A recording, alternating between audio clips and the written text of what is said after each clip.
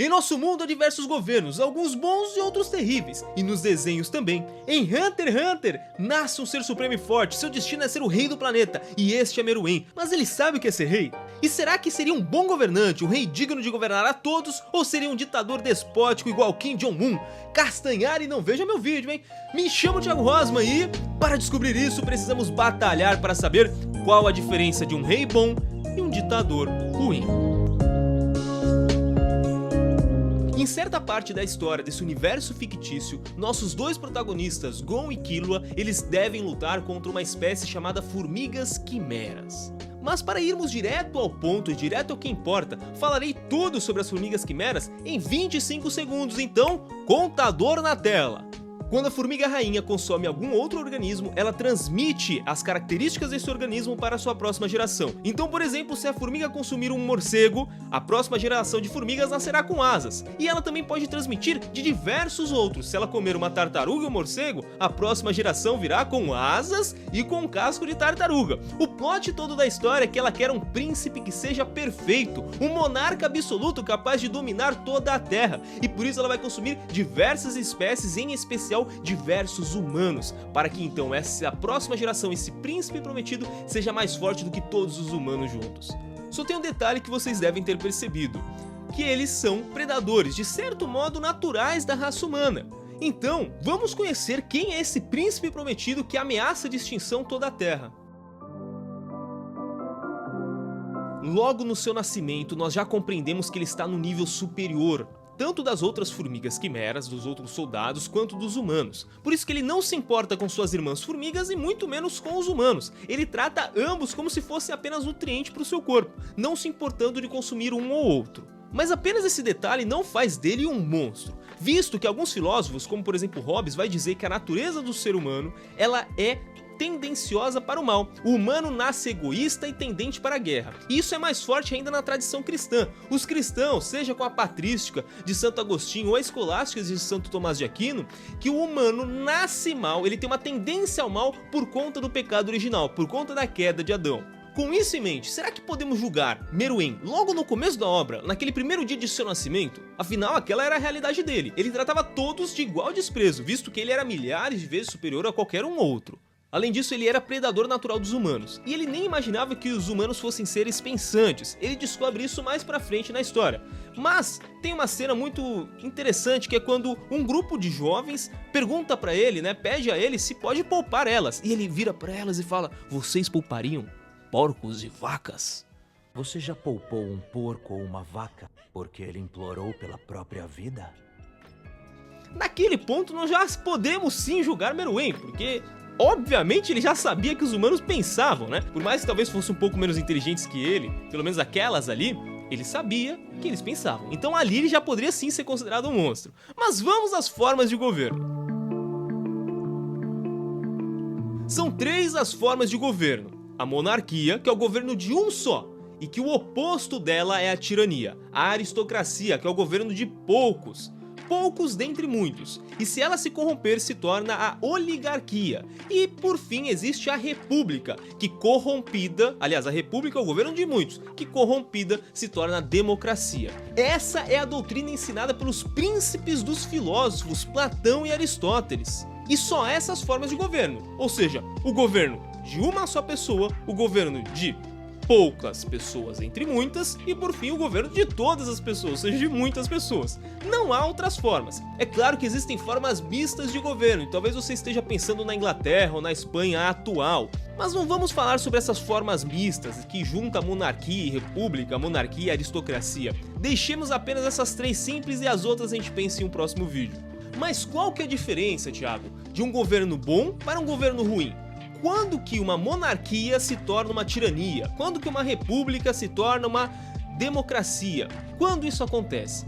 Veja, o governo é bom quando aquele que está no governo ou aqueles que estão no governo, eles procuram governar pelo bem comum. Eles não buscam a própria felicidade, senão a felicidade da multidão. Quando o inverso acontece, quando aquele ou aqueles que estão no poder procuram apenas a satisfação pessoal, a satisfação de si mesmos, sem pensar, sem levar em conta o bem comum, a felicidade comum da multidão, eles se tornam corrompidos. Há um desvio. O governo ele não mais será bom e justo, e sim mau e injusto. Pois bem, e seria o governo de Meruem um governo bom ou um governo ruim? Um governo justo ou um governo injusto? Mas antes, precisamos só fazer um parênteses aqui. Você sabe qual desses três é o melhor governo? É claro que eu posso apresentar argumentações para o que eu vou dizer em um próximo vídeo caso vocês comentem que queiram. Mas a princípio já adianto que é a monarquia, e isso é apoiado por muitos filósofos. Então eu espero que esse argumento de autoridade seja suficiente. Platão vai dizer que a monarquia é o melhor dos governos e a república é o pior. Essa ideia é reforçada por Aristóteles também, mas além desses dois também tem Sêneca, também tem Plutarco, Santo Tomás, Santo Agostinho, Homero, Hesíodo e diversos filósofos que vão dizer a mesma coisa, viu? Então veja, a monarquia, pelo menos no argumento de autoridade, ela é sim o governo superior. E você pode até pensar um argumento bem legal, que é o seguinte: a democracia, ou a república, é o governo da maioria. E bem, a maioria é burra.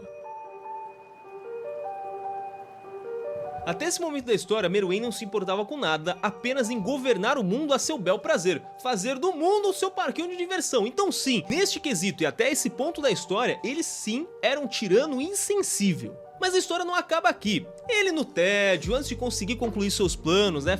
Na história tem um período ali de uns 10, 20 dias que ele vai ficar tranquilo ali no castelo dele. Ele decide chamar os jogadores mais fortes de todos os jogos, e ele ganha deles numa maior facilidade. Por exemplo, o melhor jogador de xadrez, o melhor jogador de War, o melhor jogador de... sei lá, imagina um jogo aí, God of War, não sei. Agora, quando chega uma jogadora de, sei lá, um xadrez japonês lá, é uma garota cega. Lembrem, ele ganha de todo mundo nos jogos. Quando essa ceguinha chega lá, jogadora desse jogo aí, ele não consegue ganhar dela. E ele fica abismado, ele fala, não é possível, ele joga milhares de jogos com ela e ele não consegue ganhar nenhum. O nome dessa jogadora era Komug ou algo similar, e foi ali que ele consegue perceber que, por mais forte que ele seja, naquela situação ele era impotente. Ou seja, uma mera humana, simples, pequenininha, mirradinha, cega, que não podia fazer nada, né? Ela era mais forte do que ele, pelo menos naquele jogo. Ali ele percebe que as vidas humanas realmente importam, porque cada um pode ser especialista em sua área. Só que no dia em que ele descobre isso, salvo engano, no mesmo momento em que ele descobre isso, os humanos invadem seu castelo para matá-lo. E Netero, que é um velhote lá do anime, que é considerado como o homem mais forte de todos, que tem os maiores poderes, chega lá pra matar ele.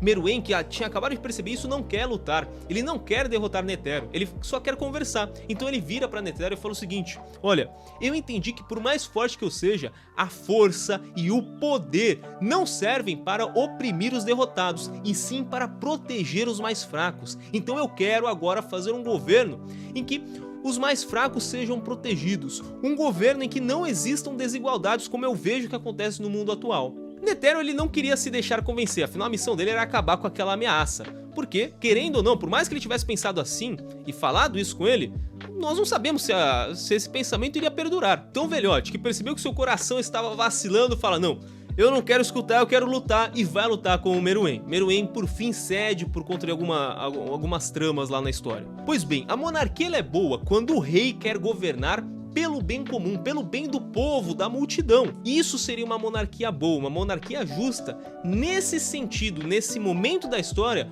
pode ser sim que Meruem fosse um bom governante, se ele cumprisse aquilo que ele tivesse proposto e, claro, mudado um pouco a dieta, né? Parado de consumir romanos. Se ele de fato tivesse cumprido essa parte, tivesse protegido os mais fracos, talvez fosse um governo bacana.